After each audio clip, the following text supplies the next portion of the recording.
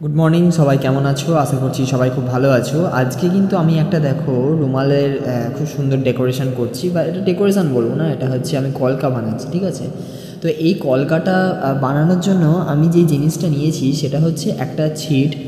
আর এই ছিটটা পেয়েছি সেটা হচ্ছে আমার পুরনো যে গেঞ্জি ছিল, যেগুলো আমি টি শার্টগুলো পরি, সেই টি শার্ট কিন্তু পুরোটা নতুনই ছিল, কিন্তু আমি পরতাম না আসলে, অনেক পুরনো হয়ে গেছিলো, কিন্তু কালার যেমন ছিল সেই তেমনই কিন্তু রয়ে গেছে। তো সেই জামাটার ভেতরের দিকটা অর্থাৎ স্কিনের সাথে যে দিকটা লেগে থাকে সেই দিকটা কিন্তু আমি নিয়ে নিয়েছি এবং চার চৌকো করে কেটে নিয়েছি পিঠের দিকটা, কারণ সামনের দিকটা নিতে পারিনি।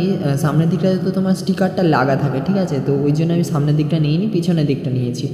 আর পেছনের দিকটা নিয়ে উল্টো করে নিয়েছি এবং চার চৌকো যতটা আমার লাগবে ততটা কিন্তু আমি নিয়ে নিয়েছি এবং কেটে নিয়েছি। ঠিক আছে, তো কেটে নেওয়ার পর যেহেতু এটা গেঞ্জি, ওই জন্য ধারালো কাঁচি দিয়েই কিন্তু আমি কেটেছি। ঠিক আছে, কিন্তু কী যে বলি, এই যে ধারালো কাঁচিটা দিয়ে কাটলাম, তারপরে না এটা যেহেতু গেঞ্জি ছিটের, মানে কেমন জানি না একটা কেমন ভাঁজ ভাঁজ হয়ে যাচ্ছিলো। তো কোথাও গিয়ে আমার মনে হচ্ছিলো, যা বাবা, এটা ঠিকঠাক হবে তো, আদৌ হবে তো? তো এরকম একটা চিন্তাভাবনা মাথাতে ঘোরাঘুরি করছিল। তো যাই হোক, আবার আমি একটু এক্সট্রা করেই একটু কেটে রাখলাম, যাতে মনে হয় যে আর ভাঁজ খাবে না, ভাঁজ খাবে না। ও বাবা, তারপরেও কিন্তু সেম প্রবলেম, কেন জানি না এই প্রবলেমটা হচ্ছে। তোমরা যদি কেউ জেনে থাকো অবশ্যই কমেন্ট করে জানিও। তো যাই হোক, এখন আমি ওটাকে কেটে নেওয়ার পর যখন দেখলাম সাইডের রোলগুলো আরও বেশি ভাঁজ খেয়ে যাচ্ছে, তখন আমি কি করলাম, একটু জল দিয়ে ইস্ত্রি করে নিলাম, মানে আয়রন করে নিলাম, যেটা ইংরেজিতে বলে আয়রন করা।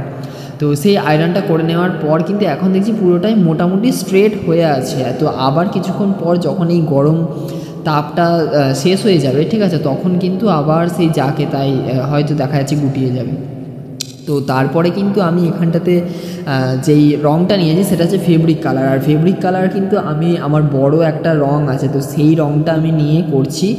আর এই যেই ছোটো রঙটা দেখছি, এই ছোটো রঙটার মধ্যে ঢেলে নিয়েছি বড় রঙটা থেকে, দিয়ে তারপর আমি কিন্তু কাজটা করছি। তো এখানে কাজটা করার জন্যে মানে জাস্ট আমি কি বলবো, একটা সরু বর্ডার দিয়েছি, তারপরে দুটো দাগ দিয়ে মোটা বর্ডার করেছি, তারপরে হচ্ছে একটা সরু বর্ডার দিয়েছি। ঠিক আছে, তো দেখো মোটামুটি আমার কিন্তু মানে বর্ডারের যে কাজটা আছে, বর্ডারের কাজটা কিন্তু আমার হয়ে গেছে। ঠিক আছে, তো এইবার যেটা করব সেটা হচ্ছে মাথার দিকটা মোটা এবং তলার দিকটা সরু হবে, এই রকম কয়েকটা কিন্তু কলকা কলকা ডিজাইন করব। ঠিক আছে, তো এই জিনিসটা তোমরা আগে দেখেছো, যারা আমার ইউটিউব ফলো করো তারা কিন্তু আগে দেখেছো যে যারা এই জিনিসটা আমি আগে করেছিলাম, তো সেই জিনিসটাই কিন্তু আমি জাস্ট ওপরের দিকটা মোটা, তলার দিকটা সরু, ওপর থেকে সরাসরি নিচেই টানছিলাম।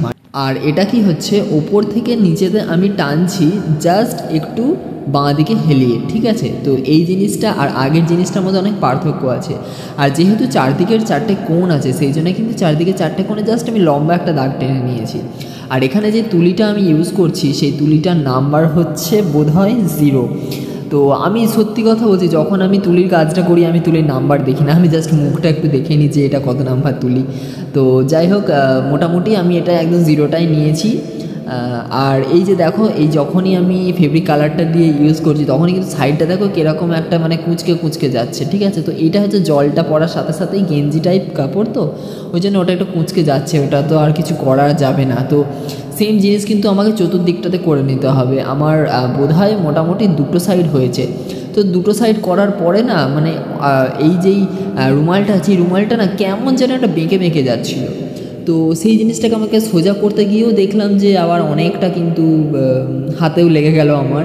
আর এই যে দেখছো রুমালটা দেখছি, এই রুমালটার তলাটাতে দেখো একটা সাদা রঙের কাপড় বেছানো আছে। ঠিক আছে, তো এই জিনিসটা কিন্তু আমি দোকানে করেছিলাম বেসিক্যালি। তো এই কাপড়টা আসলে দোকানে যখন প্রচুর রোদ ওঠে না, তো দোকানে সরাসরি রোদটা যাতে না লাগে সেই জন্য একটা পর্দা করা আছে। ঠিক আছে, তো সেই পর্দাটা টাঙিয়ে দেওয়া হয়, আর যখন রোদটা থাকে না তখন আবার পর্দাটাকে নামিয়ে নেওয়া হয়। তো সেই পর্দাটাকে আমি এর মধ্যে পেতে রেখেছি। এইবার তোমাদের মনে প্রশ্ন আসতে পারে যে এখানে টেবিলটা তাহলে কোথা থেকে আসলো। তো হ্যাঁ, টেবিলটা আসলে আমার এখানে পার্মানেন্ট কোনো টেবিল নেই। আমাদের তো ইলেকট্রিকের দোকান, অনেক পাখা পাওয়া যায়। ঠিক আছে, তো পাখার যে সমস্ত ছোটো ছোটো বক্সগুলো আছে, সেই বক্স কিন্তু আমি 3টে চাপিয়েছি, একটার মাথার উপরে আরেকটা।